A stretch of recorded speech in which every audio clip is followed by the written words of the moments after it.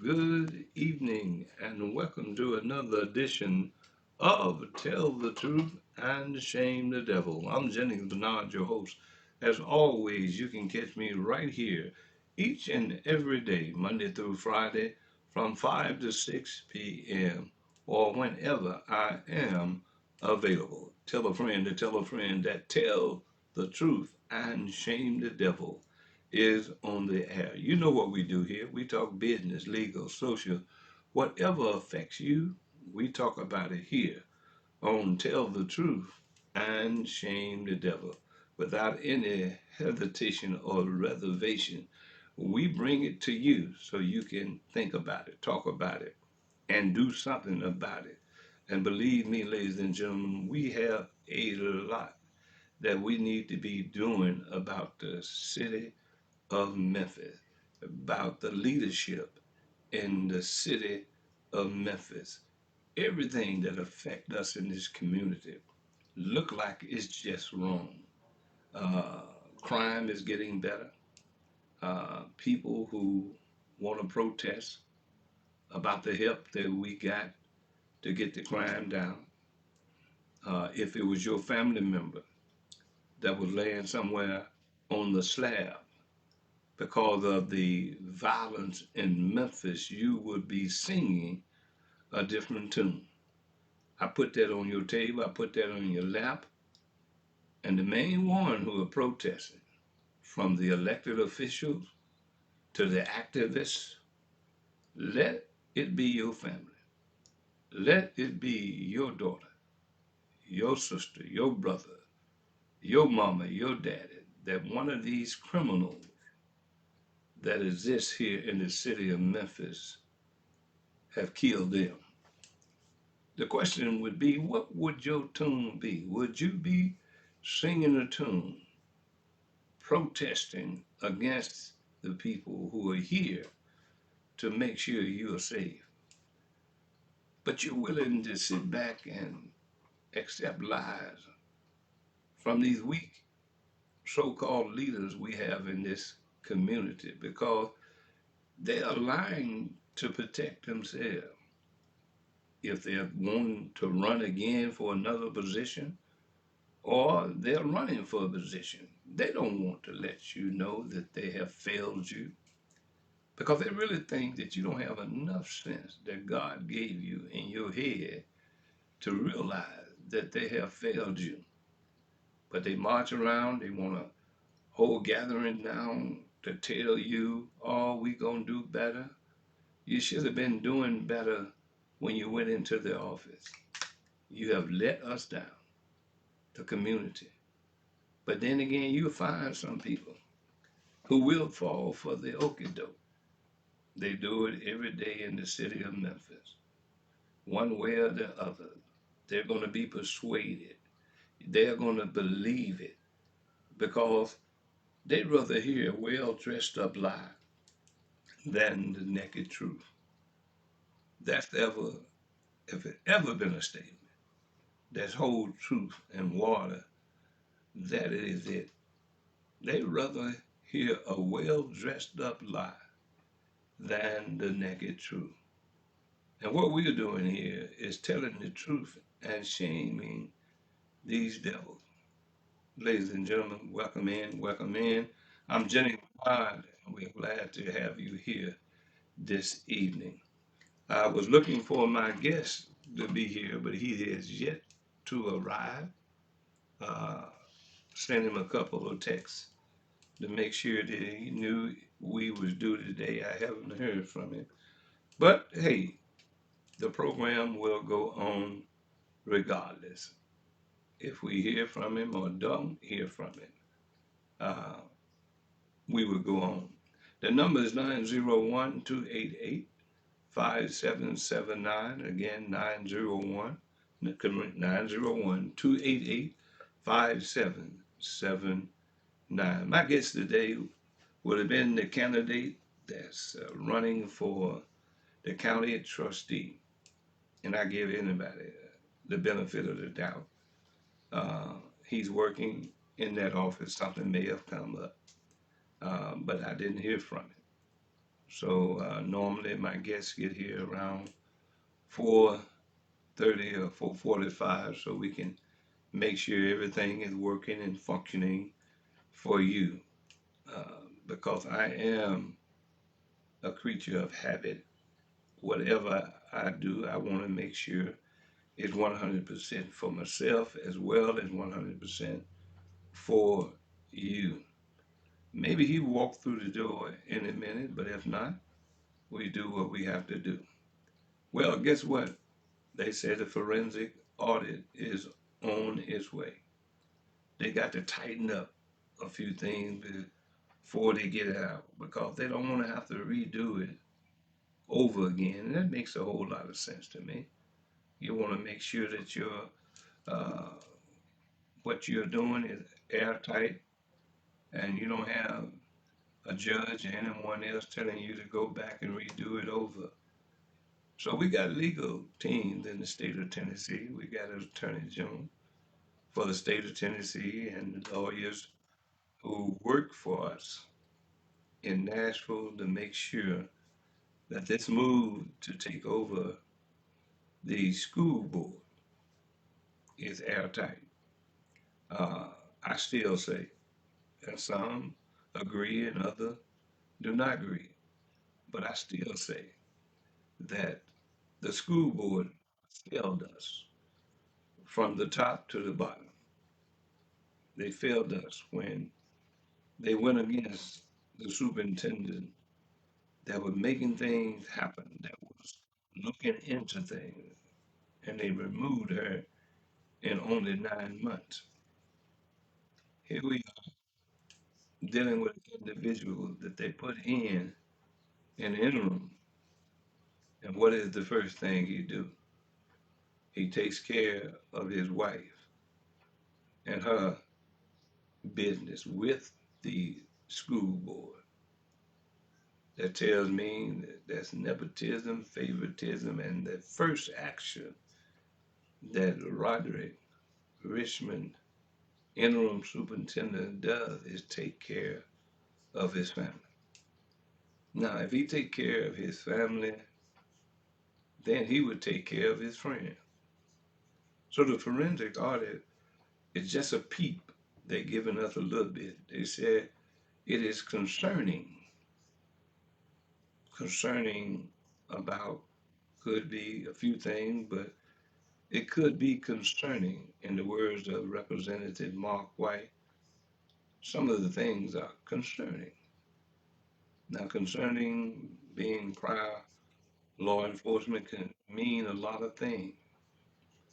Concerning the people stealing, concerning of nepotism, favoritism, concerning of the fact that contracts have been given to people with no credibility, qualification, that could be a concerning. People who are living off your dime, your taxpayers' dollars. Surely that would be concerning to me. It should be concerning to you. But you could take that word concerning and say there was a lot of things that was concerning to us as we gathered the information concerning that they did not dot their I's or cross their T's. And the result of that, our children are suffering. Concerning from the leadership at the top, that the leadership at the top was more interested, Roger Richmond, in being at the top as opposed to bringing the knowledge that he would have had to make the school board different. You had over a year to do it, but more things changed, more things stayed the same, and evidently it was the same because it is concerning. And it would be told and it would be said that if it was not true, the school board would be functioning, in my opinion, The children would be getting a good education.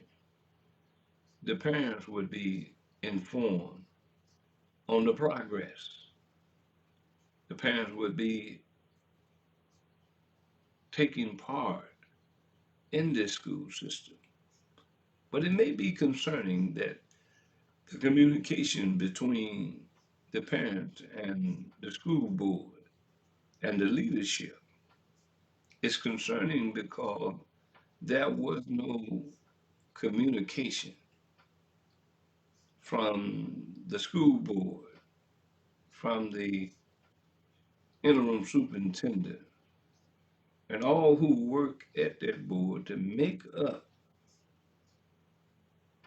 why we should have been informed. Now I tell the parents, y'all keep that spirit, keep that concern, because those are your babies, and you're paying taxes for the school board, the interim superintendent, and all under his administration, from the teachers to the administrators. Their job is to make sure that our children in this community are educated well. But evidently, they're not doing it with the 1 point, and I'm going to say 8 million, but go on and say 8 billion, excuse me. 1.8 billion, that's 2 billion. But with all of that money, our children are still lagging behind. I would like to see in that audit and get a copy of it. How much was it put on the children versus contracts and other things? That is that word again, concerning. And when they release that, you will see how concerning that the leadership was. They wasn't concerned because our children are suffering. We can break that forensic audit down in so many ways because the leadership out of Nashville, those who putting it together, said that just taking a peep at it, the word concerning came up. And I really believe that there's going to be a whole lot of concern that coming out in this audit. They working on it, saying it's going to be released soon. Parents are getting on television, they're concerned. They're giving their, letting their voices be heard. But then I saw Commissioner Love, who talk about they are looking into the things where they did good and what they done bad. Uh, some of the things that they didn't do as well. Now all of a sudden you're trying to do the right thing, but yet you didn't do the right thing when you had the opportunity to do it. You were too tired of, caught up in being who you are. And that is not an individual that is concerned about our children. I keep telling you from one end of the city of Memphis to the other, up and down, and these individuals that hold offices, they're not concerned about you. It is only concern that they have is a paycheck. That is it. Until you realize that's the only reason that they're in office. It's a paycheck. And I keep telling you that we are suffering for the like of them being concerned about what they need to do to make sure that we benefit from our tax dollars and from their representation. See, the school board is raggedy, about as raggedy as the potholes in the city of Memphis. I was talking to my wife this morning. She was on her way back home, and I heard this big crash, boom. And she said, these darn potholes in this street. That's concerning to me. It ought to be concerning to you, ladies and gentlemen, that you are raggedy as it relates to a city of Memphis. You're raggedy.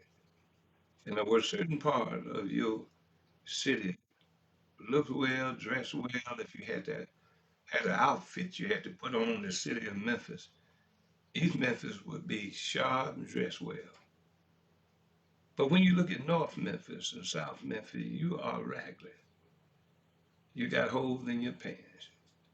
You got holes in your shoes. You got holes all over. And the proof is in the pudding. You look at it.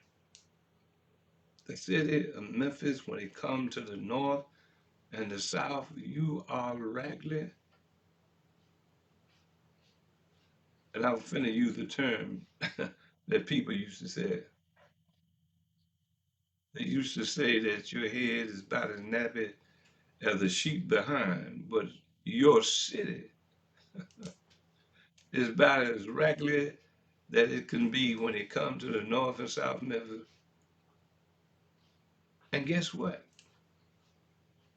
You don't care because you really don't care because you're not getting involved until now.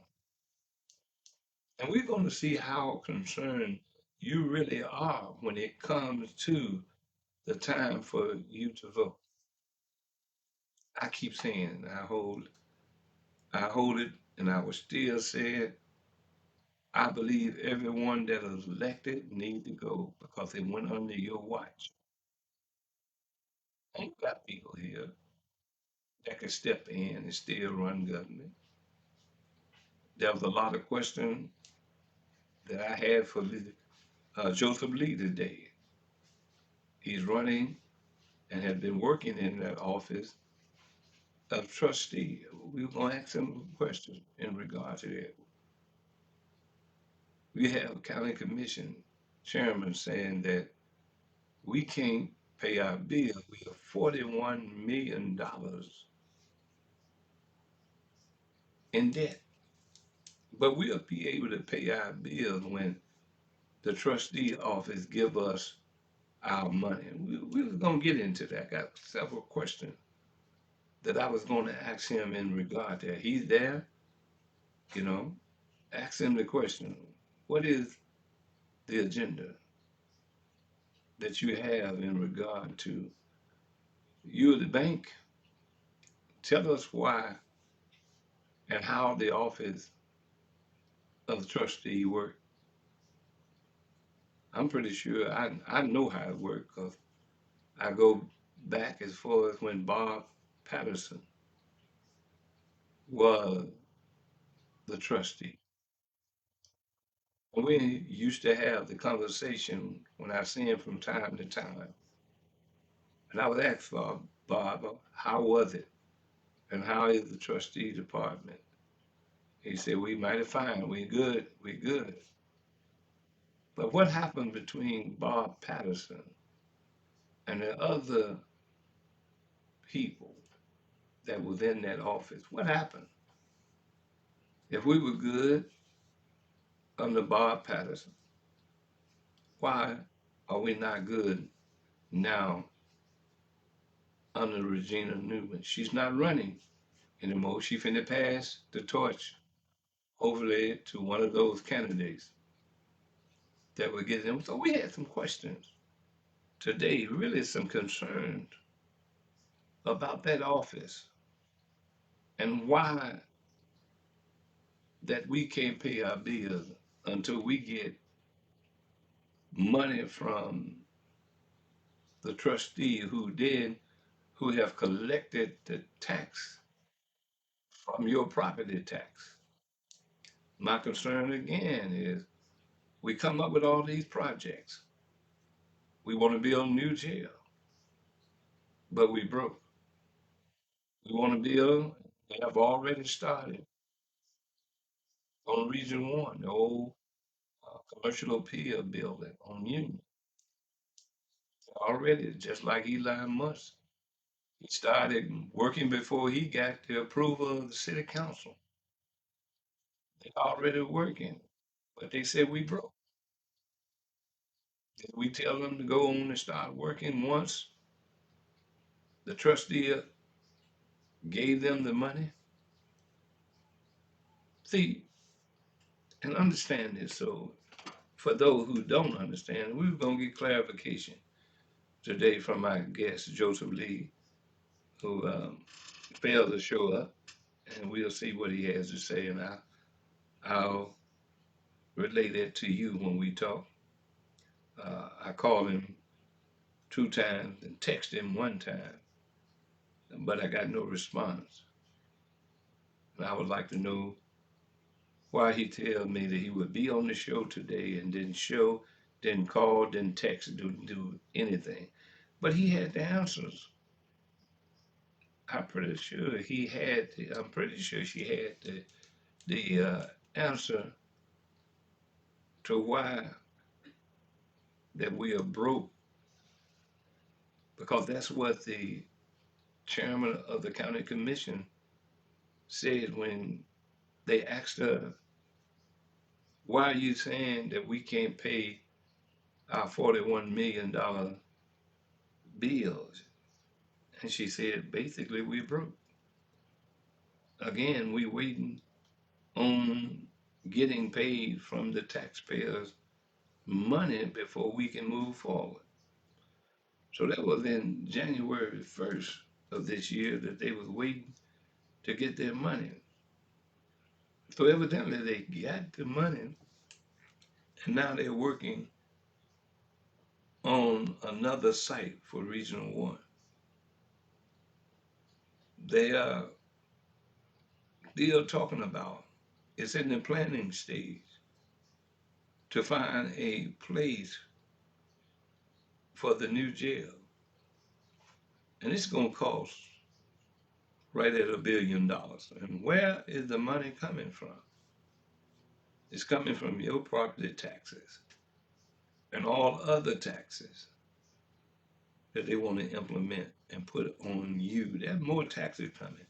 And they're going to come up with some kind of way to create another red light type tax or some other tax. Because the red light tax, the tax when you run the red light and you have to pay the tickets, you have to go to court. If you don't want to go to court, they'll tell you, guess what? Just pay this much and you don't have to come to court. And people go on and just pay it and forget it because they don't have time to take off from work and go to court. That's a tax, ladies and gentlemen. They got them over the city, you run them. And I think the one at Poplar and Highland is one of the heaviest tax because I see people when I go through there running lights all the time. Not only there, it's all over the city. And it would be to be another tax for you. Now keep in mind, you paying your regular taxes on your house and other taxes. But now you got something that if you run the red light, never blink, you believe it's about accidents. There's too many accidents at that location. So we gonna put these red light cameras up front. But they can't be honest with you and tell you that we creating this to be another tax bracket. And you're paying that, keep in mind, besides your property tax, which is a heavy tax on homeowners, your property taxes,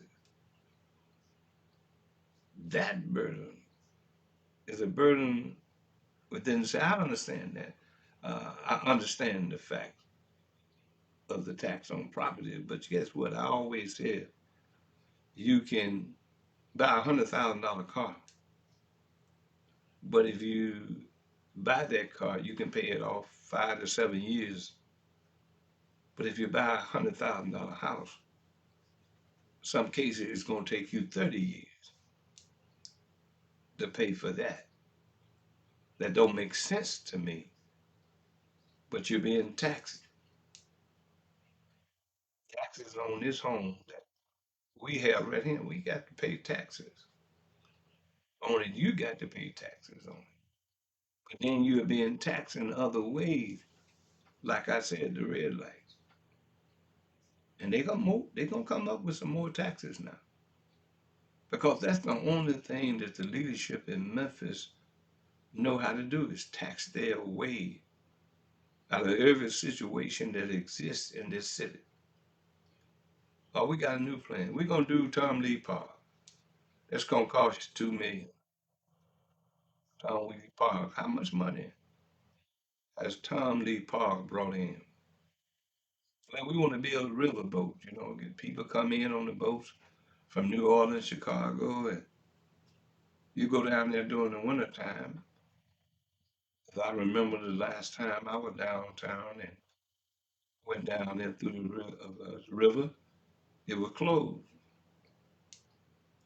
It's open for only 6 months out of the year, but you don't spend one way or the other 50 some, 60 some million dollars to do that. It's like one project after the other to keep you getting money out of your pocket. And you can stop it by sending a message in this leadership. Now, they created the wheel tax, supposed to have been a one time situation, but it's been over 30 years. One time it's supposed to have been to help out to pay the bill. And for 30 years, and they keep going up on it. Some people are paying 200 or more dollars to get their registration on a one time situation. There is a tax base in this city and county that should be able to pay their bills because there's so many different ways. If I sit down and really looked into it, and maybe I'll do that, to all the taxes base that we have in Memphis that's bringing money in from the red light cameras to all of the other taxes. How many taxes have been put on us by these so-called leaders in the city of Memphis, and you paying more out than you're taking in to pretty much support your family because you're being taxed. You're being taxed. And understand, I understand the process. I do understand that there has to be taxes to run the city. But how come we look around as taxes every time to help us to stay afloat when we raise money by way of the red lights to do that? We raise money by way of taxes for the wheel tax that's been around 30 years, and we still having problems. Ladies and gentlemen, I believe that if you did a forensic audit on every one of these elected positions, you will find that there's something peculiar, in my word, that's going on in this city. There are people now that dead and gone have been gotten rich off of being political. There are people here right now that's getting rich off of the political position that they hold. Do a forensic audit, a deep forensic audit. One thing we do know, we'll end up with $77.7 million went somewhere. That would be peculiar in that forensic audit. What about the other position that these people are no longer in, they have moved from one position to another, but they got paid? See, until we stop this mess that's going on, until we put some folks, you take a robber, you put him in jail for robbing a liquor store. You take a robber, put him in jail for carjacking you.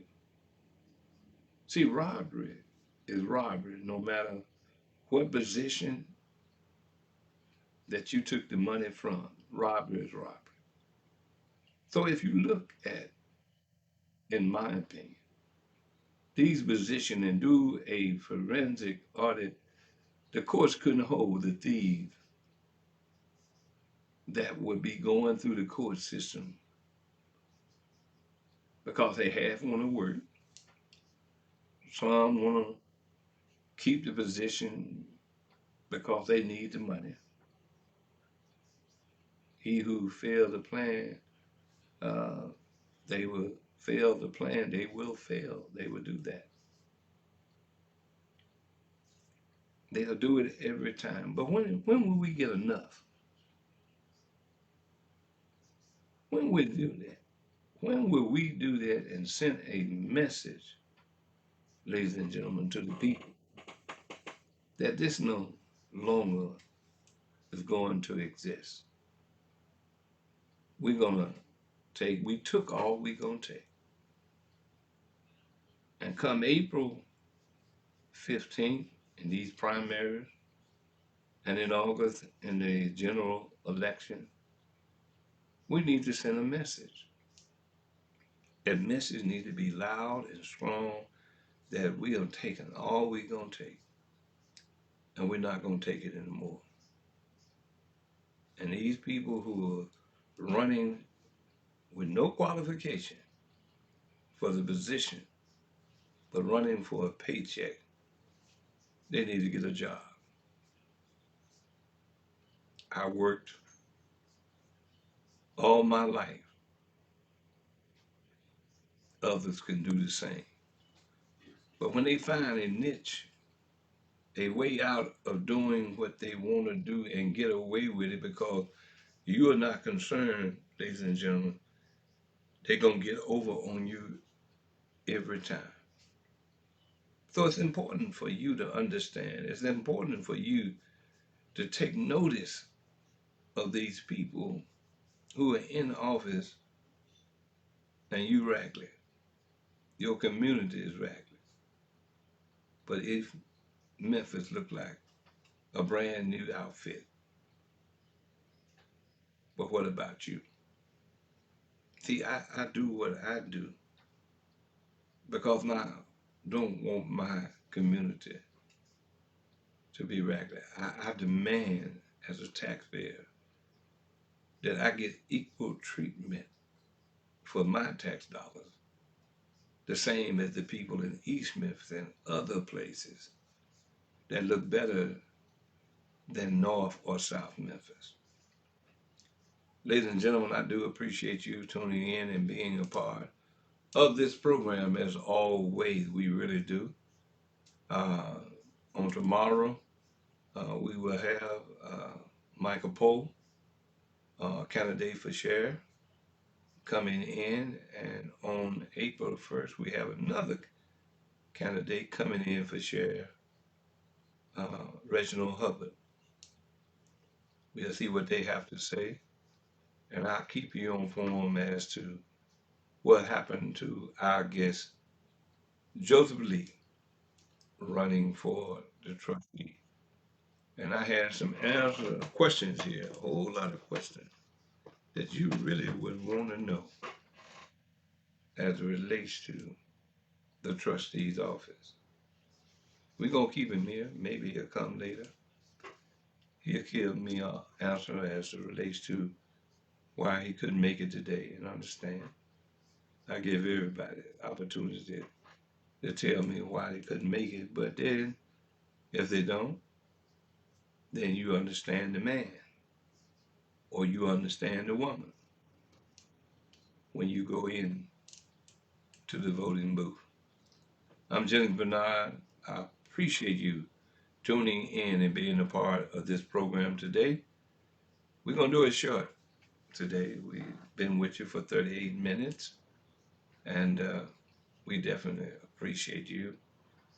Be sure to subscribe to this program. And a lot of you are doing that, and I appreciate it. Subscribe to it, push the like button, and go to the website as well as YouTube. All of those are under MemphisRealTalk.com. You'll be glad you did because we're bringing information to you. We're tuning up this program I'm doing and looking over at something else right now. But we are preparing to make this larger than what it is already. In the words of my grandmother, she always said, if it's the Lord's will and the creek don't rise, we look forward to seeing you on tomorrow. You take care, be a blessing, and please subscribe. Take care.